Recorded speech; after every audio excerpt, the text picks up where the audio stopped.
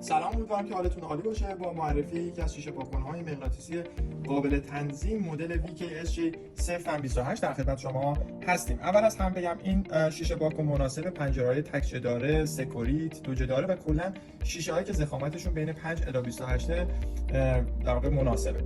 بریم سراغ عملکرد این دستگاه ببینیم که به چه شکله. وقتی زمانی که دستگاه رو باز می‌کنید ببینید که 4 ستون اینجا تعبیه شده که این دو طرف شیشه پاک‌کن به هم دیگه به صورت مستقیم نچسبه.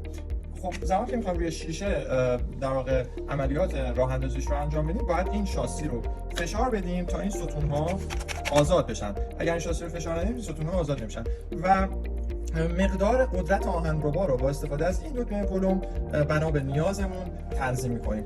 روش راه اندازیش خیلی ساده است. مثل همه شیشه پاک‌کن‌های مغناطیسی که توی سایت معرفی شده، شما باید قسمت پشتی رو بچسبونید روی شیشه، قسمت داخلی رو نزدیک شیشه پاک‌کن بکنید، با این تفاوت که باید شاسی رو فشار بدیم که اون 4 تا ستون آزاد بشن و بعد از اینکه رویش سر چسبید، قدرت آهنربا رو حالا قبلش بهتر این کار انجام بدیم، تنظیم بکنیم مناسب شیشه‌های دوجه‌داره و طبق اون عملکردی که توی برگ راهنما گفته شده، شما باید حرکت دستتون به سمت نوک مثلث باشه و به سمت زیگزاگ بیاد. حالا کاملتر توی برگ راهنما گفته شده، ولی عملکرد کلی حرکت توی همه شیشه پاک‌کن مغناطیسی یک شکله. امیدوارم که این ویدیو براتون مفید بوده باشه. در صورتی که سوالی دارید میتونید از طریق واتساپ یا شماره تماسی که توی سایت هست با ما در ارتباط باشید.